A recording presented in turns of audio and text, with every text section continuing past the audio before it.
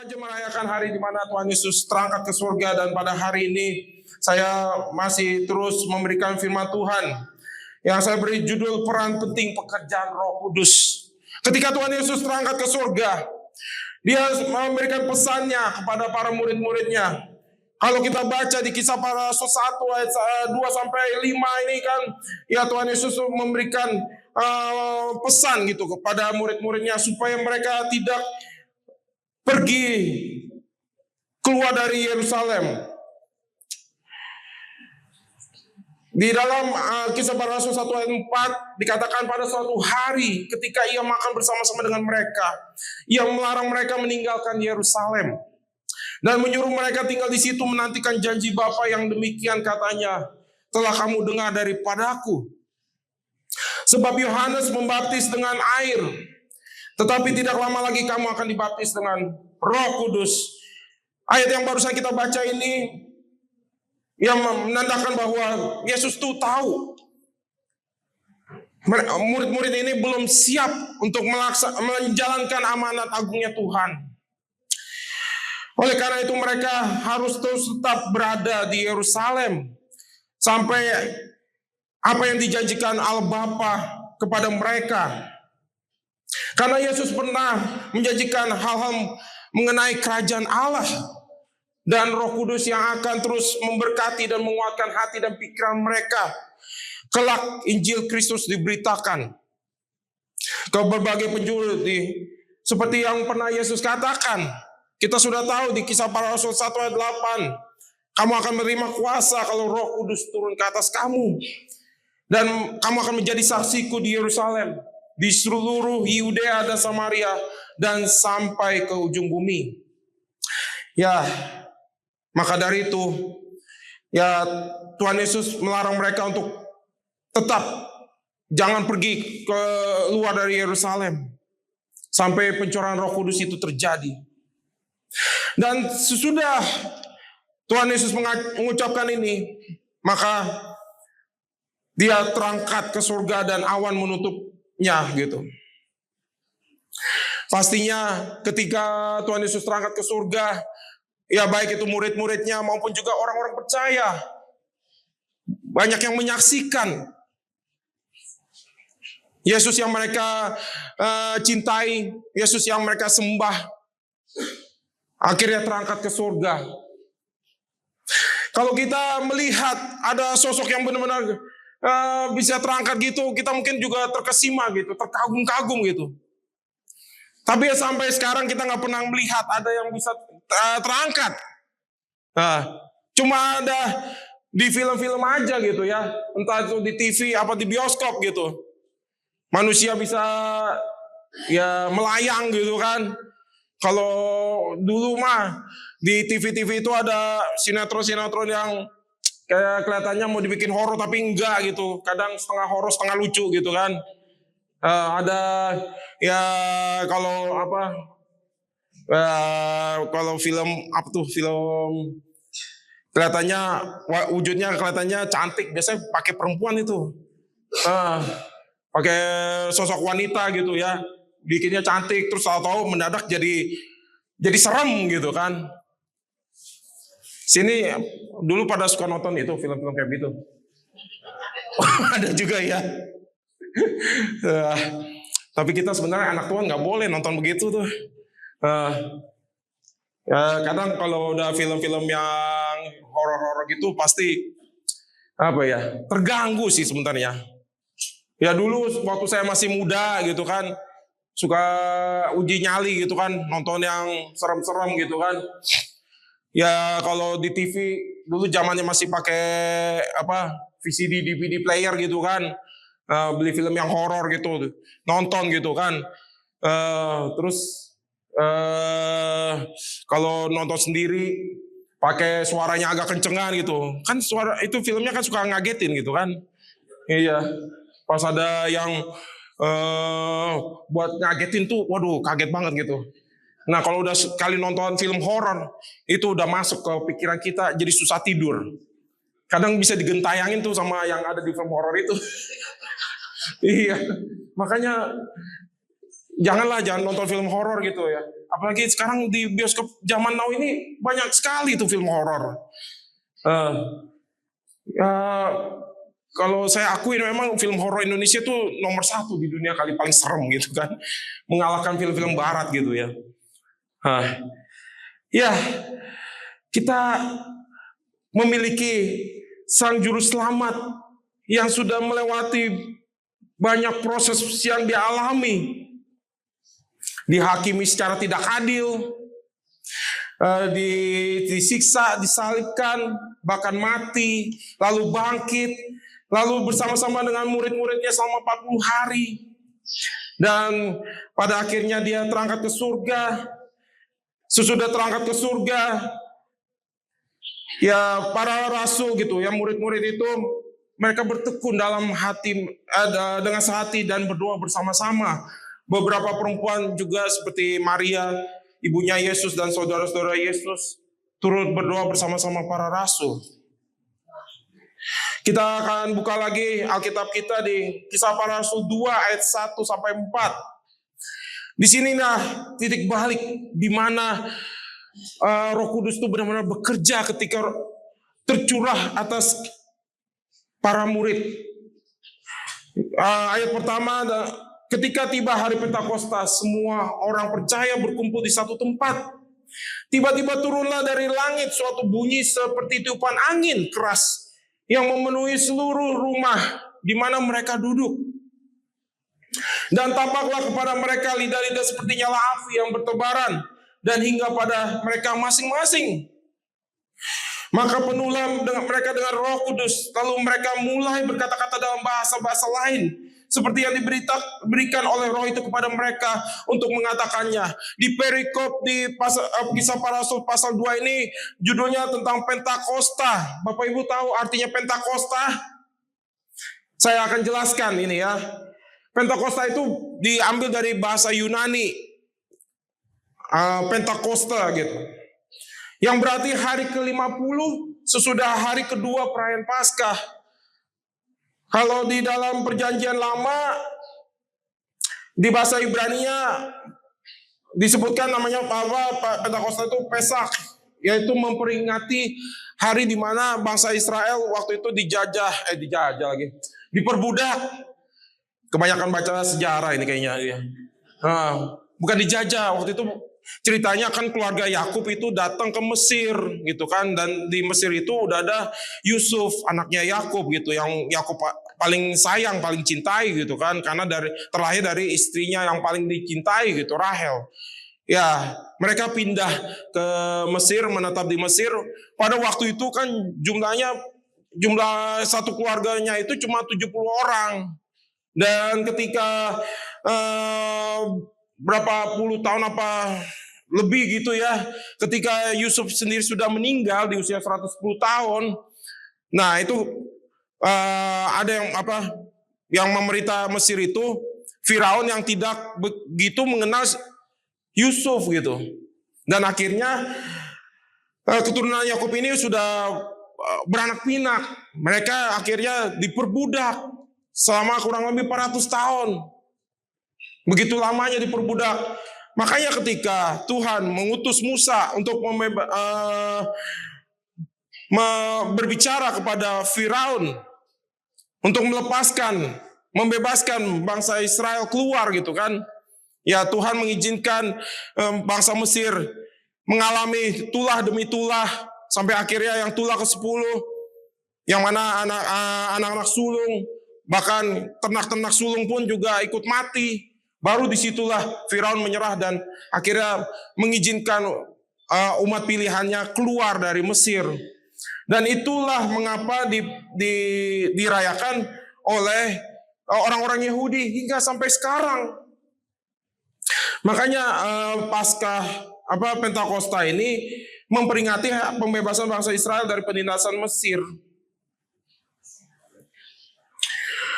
Ya, disinilah bagaimana Roh Kudus mulai bekerja dalam kehidupan mereka.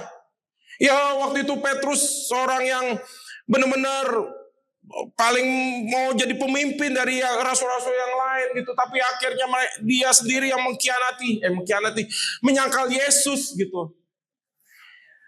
Dan hidupnya diubahkan.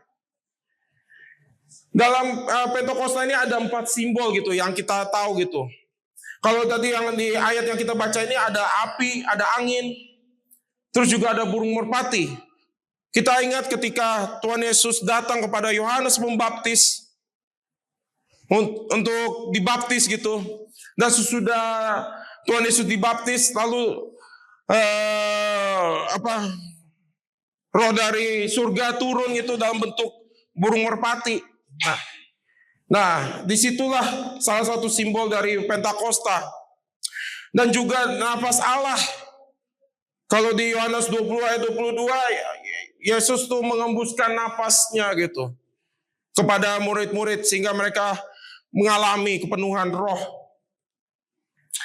Jadi mereka yang sudah kepenuhan oleh Roh Kudus tuh ditandai dengan berbahasa lidah, berkata-kata dalam bahasa-bahasa lain. Dan disinilah dimulai amanat agung itu dijalankan oleh mereka. Ya, di sini pasti ada yang bisa selain bahasa Indonesia ada bahasa lain gitu ya, kayak Pak Ringo bisa bahasa Batak gitu. Kalau saya kan nggak bisa bahasa Batak gitu kan. Saya cuma bisa bahasa Indonesia dan sedikit-sedikit bahasa Inggris gitu kan. Kalau ya, saya dulu pernah dengar katanya ada yang mengalami ya kepenuhan roh gitu ya. Dia bisa dari nggak bisa ngomong Mandarin jadi bisa ngomong Mandarin gitu. Nggak tahu itu benar apa enggak gitu ya. Tapi kalau kita lihat di ayat ini, pekerjaan Roh Kudus itu tidak bisa dibatasi oleh logikanya manusia. Apapun yang Roh Kudus kerjakan dalam kehidupan para muridnya ini menandakan bahwa mereka sudah diperlengkapi untuk bisa melakukan apa yang Tuhan sampaikan kepada mereka.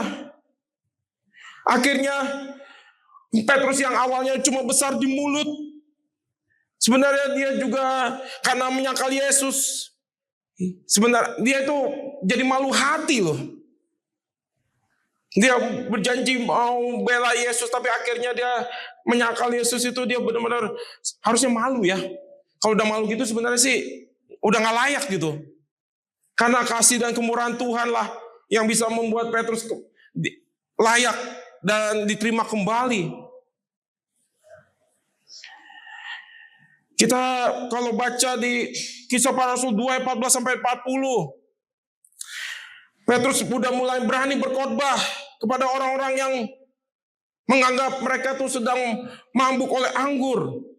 Dari khotbahnya aja hingga ribuan orang menjadi percaya dan dibaptis. Bukan hanya sampai di sini saja. Para rasul ini juga banyak melakukan tanda-tanda mujizat. Banyak yang dari mereka yang baru bertobat dan memberi hidup mereka dibaptis. Ada yang sampai menjual harta benda mereka demi menopang pelayanan Petrus dan para rasul yang lain. Sehingga pelayanan mereka itu jadi berkembang begitu pesat. Dan semakin banyak orang-orang yang diselamatkan. Yang ingin saya sampaikan dari kisah yang dialami baik para rasul maupun orang-orang percaya yang telah dipenuhi oleh Roh Kudus, ada beberapa hal yang ingin saya sampaikan. Mengapa pencurahan Roh Kudus ini begitu penting gitu. Dan pekerjaannya benar-benar membawa dampak. Bukan hanya pada waktu zaman rasul-rasul saja. Melainkan sampai hari ini Roh Kudus masih terus tetap bekerja memberikan dampak bagi kehidupan kita semuanya. Yang pertama, Roh Kudus berperan untuk meneruskan karya pelayanan Yesus.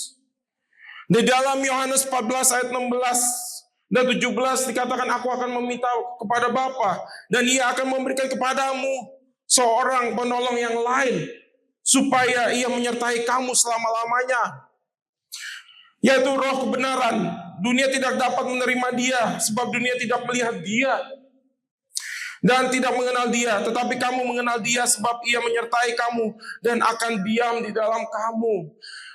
Kita tidak bisa hidup menurut apa yang dunia katakan kepada kita. Kita yang sudah ditebus oleh pengorbanan Yesus di atas kayu salib, hidup kita harusnya berbeda daripada orang-orang yang belum mengenal Kristus. Makanya kita perlu sekali diperlengkapi oleh roh kebenaran. Kalau tidak ada roh kebenaran dalam hidup kita akan menjadi abu-abu. Yang dikiranya apa yang kita perbuat selama ini benar, tapi ternyata belum tentu benar di hadapan Tuhan. Banyak anak-anak Tuhan yang pas kelihatannya mungkin sudah menunjukkan dirinya tuh udah mencintai Tuhan, tapi nyatanya masih banyak penyimpangan-penyimpangan yang terjadi dalam kehidupannya. Ini yang saya ingin tekankan, bahwa kalau tidak ada Roh Kudus dalam hidup kita, pasti kita akan tetap di jalan yang salah.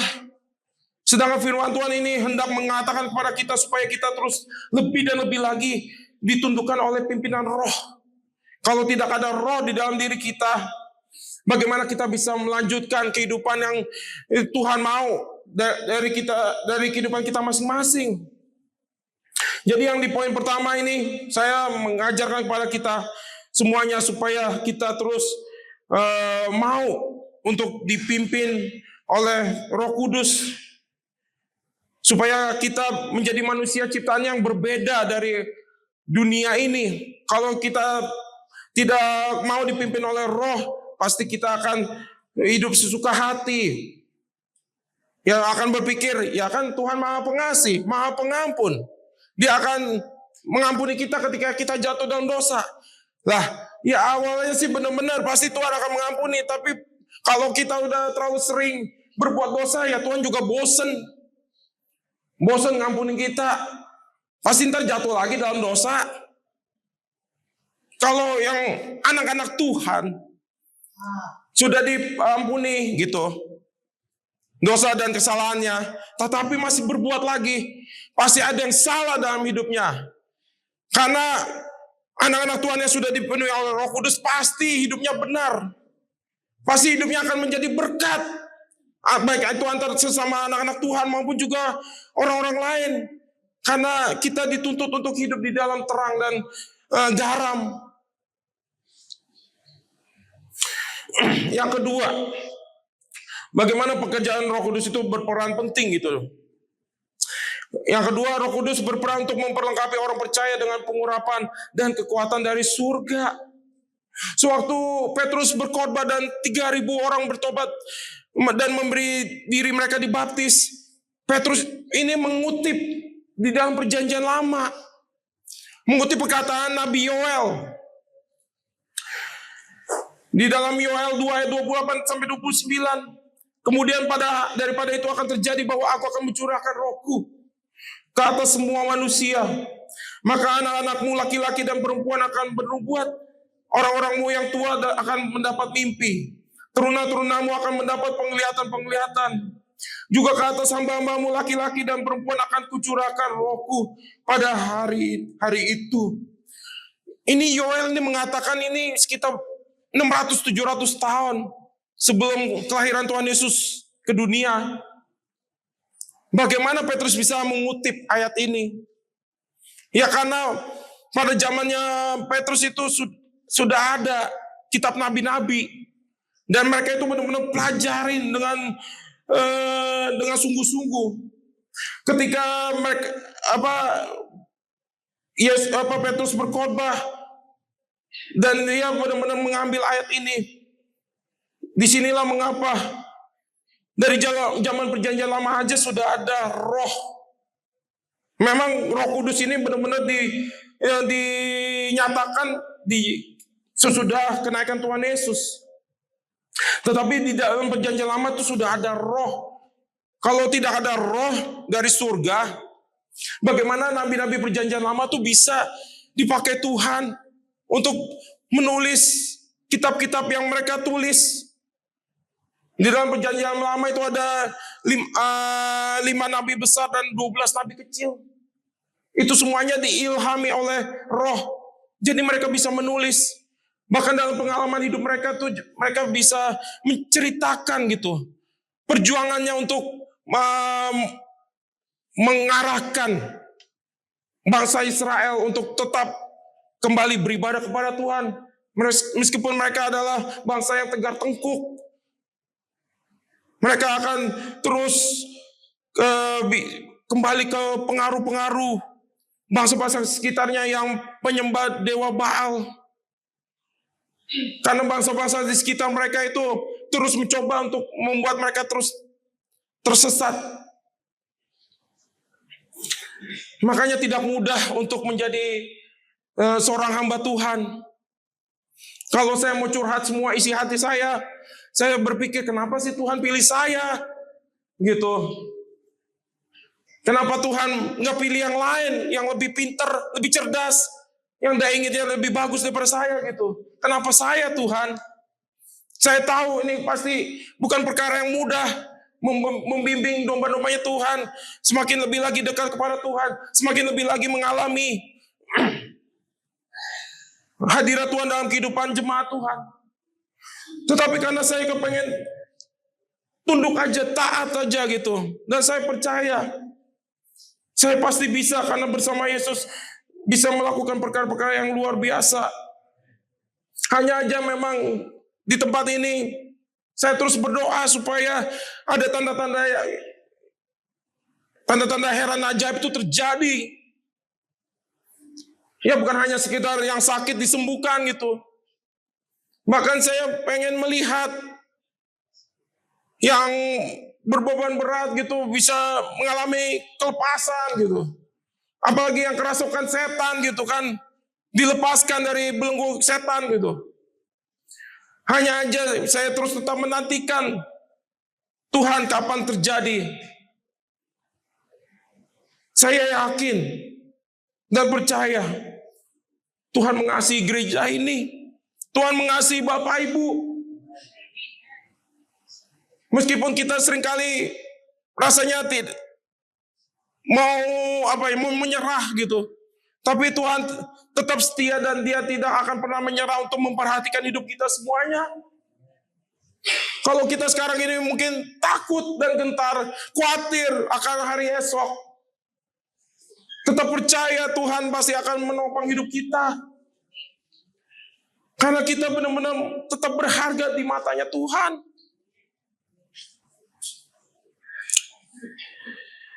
Kalau kita yang sudah hidup di era modern ini, kita harus waspada. Kalau tidak ada pengurapan dan kekuatan dari Tuhan, kita akan terus mudah kompromi dengan dosa. Kita tidak bisa menunjukkan status kita sebagai umat pilihan Allah.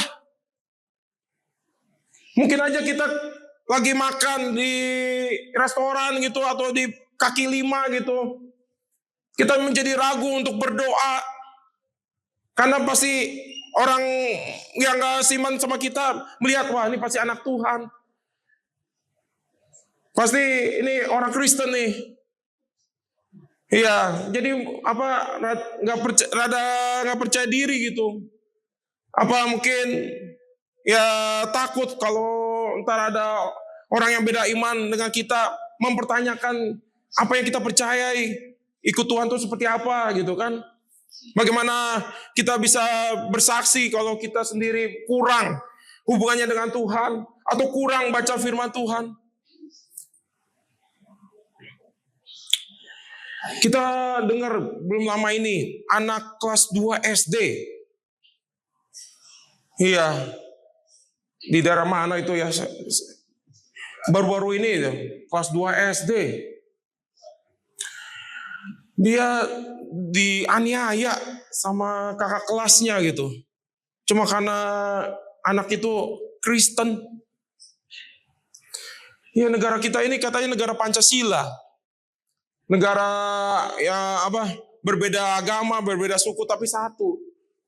Tapi kenyataannya di lapangan anak SD kelas 2 dari keluarga Kristen dianiaya sampai meninggal gitu.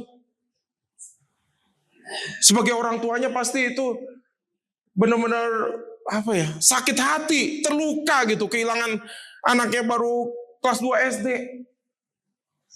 Dan belum tahu lagi gitu kasusnya bagaimana.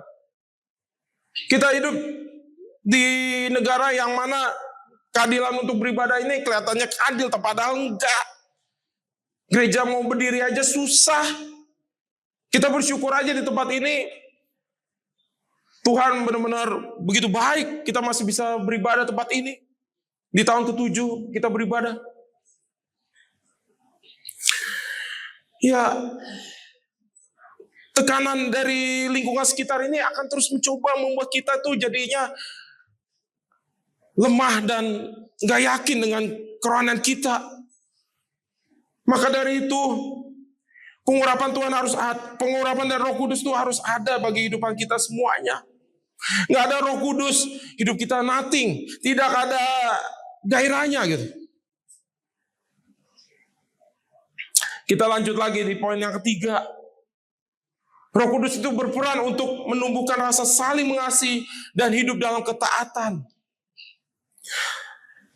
1 Petrus 1 ayat 22, karena kamu telah menyucikan dirimu oleh ketaatan kepada kebenaran, sehingga kamu dapat mengamalkan kasih persaudaraan yang tulus ikhlas. Hendaklah kamu bersungguh-sungguh saling mengasihi dengan segenap hatimu.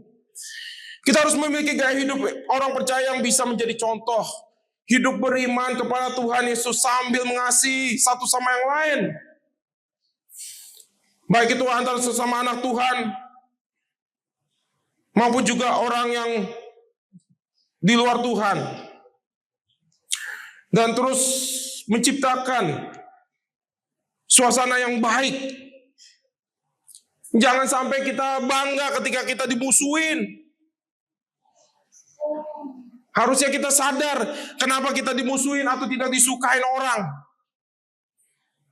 Jangan gara-gara perbuatan kita, makanya kita jadi bahan omongan orang, digosipin orang. Harusnya kalau kita sudah dituntun oleh Roh, hidup kita tuh akan menyenangkan. Hidup kita itu akan memberikan kehangatan. Bahkan kita bisa mendoakan satu sama yang lain. Kalau nggak ada Roh di dalam diri kita, kita akan terus menjadi batu sandungan.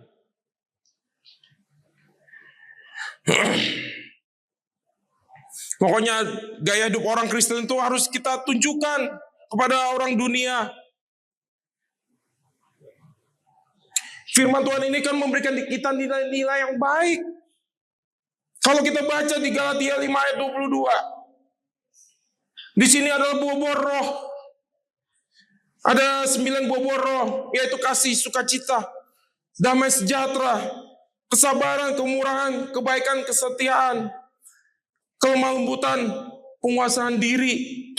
Ini buah-buah roh ini bertujuan untuk supaya kita hidupnya sesuai dengan yang ada ditulis di Galatia 5 ayat 22 sampai 23.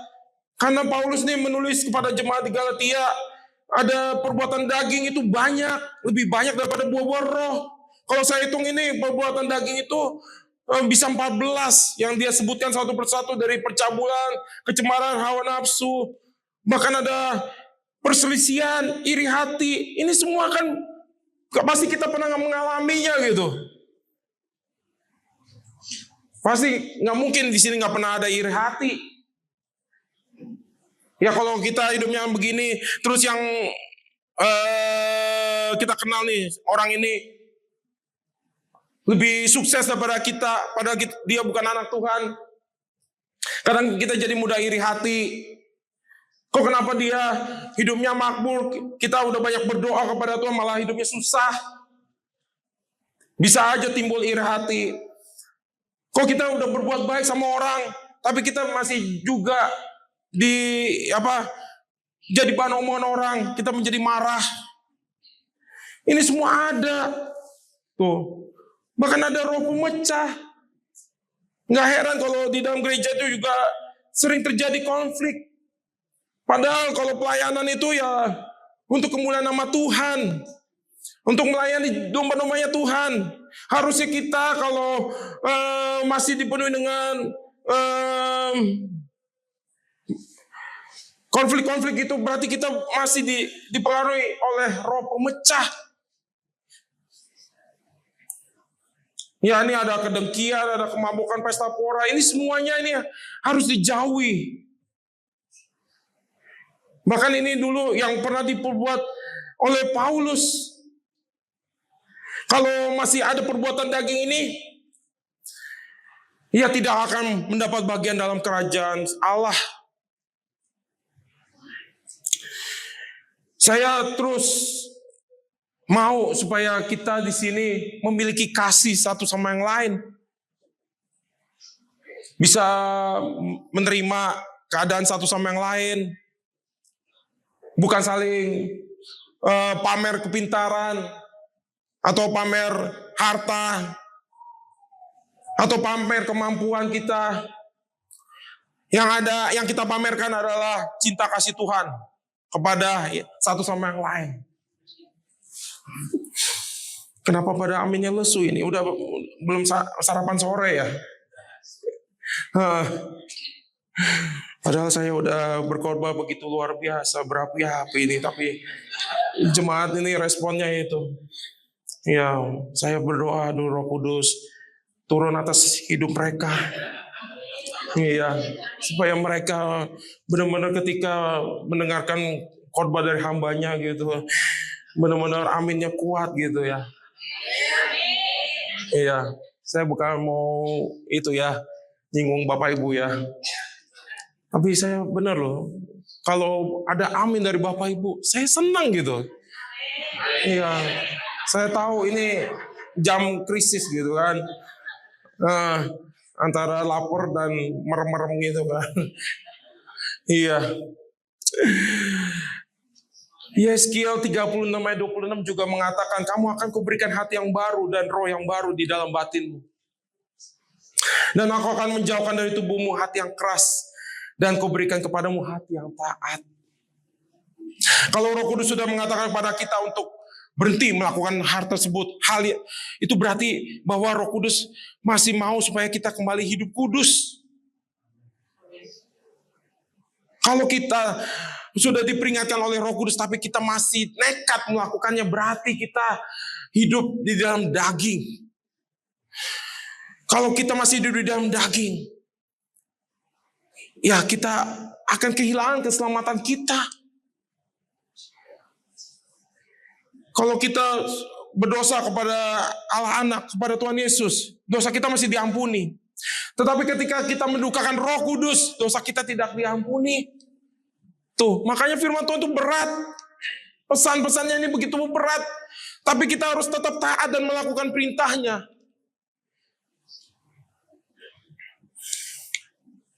Kita akan terus dipenuhi dengan hati yang benar-benar mengalami pemulihan. Dan roh yang baru. Supaya batin kita benar-benar baru di hadapan Tuhan. Jangan keraskan hati kita. Harusnya kita terus, selagi masa pencurahan Roh Kudus ini, kita harus meminta kepada Tuhan. Biar Roh Kudus semakin memenuhi hidup kita. Kita nggak bisa tanpa kekuatan dari Roh Kudus ini untuk menjalani kehidupan kita yang begitu sulit ke depannya. Kalau ada pimpinan roh ini, kita akan semakin dikuatkan dan diteguhkan oleh Tuhan. Dan poin yang terakhir, Roh Kudus berperan untuk membimbing dan mengajar orang percaya tetap berjalan di dalam jalannya Tuhan.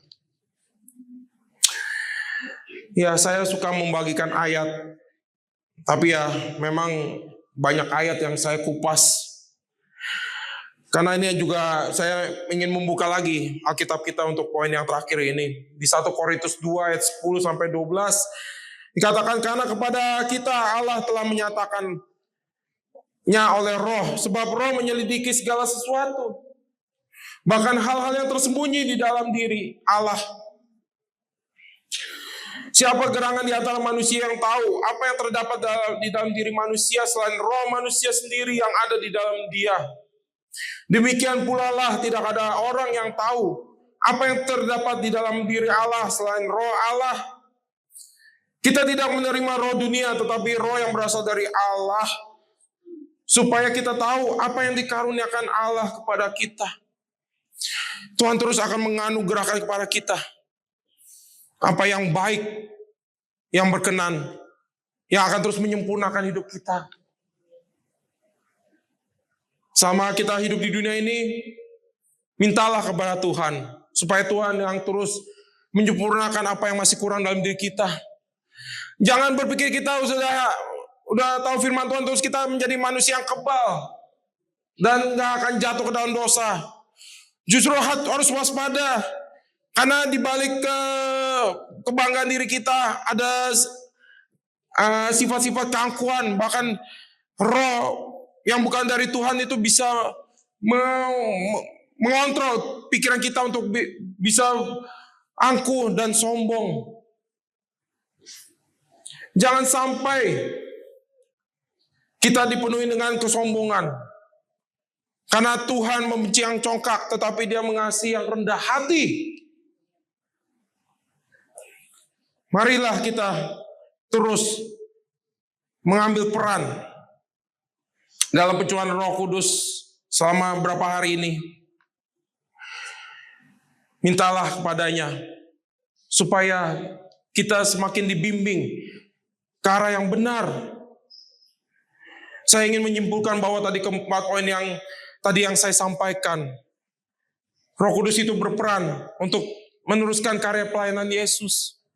Sebagaimana Yesus sudah memberikan nasihat kepada para murid, demikianlah Tuhan Yesus memiliki harapan yang luar biasa dalam hidup kita, supaya kita menjadi pribadi yang tertanam, berakar, bertumbuh, dan berbuah. Kalau kita sudah berbuah, pasti hidup kita akan diterima oleh banyak orang. Kalau Roh Kudus juga berperan untuk memperlengkapi orang percaya dengan pengurapan dan kekuatan dari surga. Ketika kita lemah, Dia akan mengangkat kita, menguatkan kita kembali. Berdoalah kepada Tuhan. Jangan bersandar kepada manusia. Kalau bersandar pada manusia, kita bisa kecewa. Jangan bersandar kepada Bapak Gembala. Bapak Gembala hanya alatnya Tuhan. Saya cuma manusia biasa gitu, terbatas. Nggak mungkin ketika ada yang mau menceritakan keluh kesahnya gitu, saya akan coba menasihati sesuai dengan firman Tuhan. Tapi jawaban dari saya itu belum tentu bisa menyelesaikan masalah Bapak Ibu. Hanya dengan firman Tuhan. Ketika baca firman Tuhan dan imani, disitulah ada pertolongan Tuhan. Roh Kudus juga berperan untuk menumbuhkan rasa saling mengasihi dan hidup dalam ketaatan. Kita semuanya harus penuh dengan kasih. Ketika kita sudah penuh dengan kasih, pasti akan luar biasa pelayanan di tempat ini. Kerinduan saya, kursi yang kosong pasti akan diisi dengan jiwa baru. Dan Tuhan akan pakai Bapak Ibu untuk cari jiwa barunya itu. Saya akan bersama tim pelayanan di tempat ini akan terus memberikan pelayanan yang maksimal, yang berkenan di hadapan Tuhan. Terus Roh Kudus berperan untuk membimbing dan mengajar orang percaya tetap berjalan di jalannya Tuhan. Kalau sekarang ini Bapak Ibu sedang rasanya jauh dari Tuhan, cepatlah kembali berbalik kepada Tuhan. Jangan sampai makin menjauh. Jangan seperti kayak ikan yang udah setengah mati. Nah, kalau ikan yang masih sehat tuh dia akan terus mencoba melawan arus dan terus kembali ke mana dia tujuannya gitu. Jadi kayak mau cerita ikan salmon gitu ya. Itu ikan salmon kalau di sini mahal itu ikan salmon loh. Berapa ya sekilo? Iya, 300 sampai 400 ribu sekilo. Sedangkan itu cuma dapat berapa potong gitu.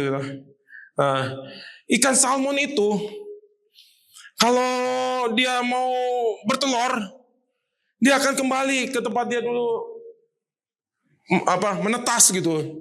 Dari telur jadi salmon gitu kan.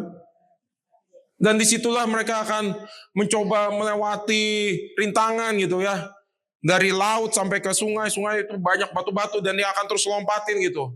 Sampai ada yang luka-luka, belum sempat bertelur udah keburu mati atau diterkam sama beruang gitu kan. Tapi ikan salmon itu pada akhirnya ketika dia sudah berhasil bertelur dan ya itu mati sih memang. Iya, sudah bertelur ya mati gitu.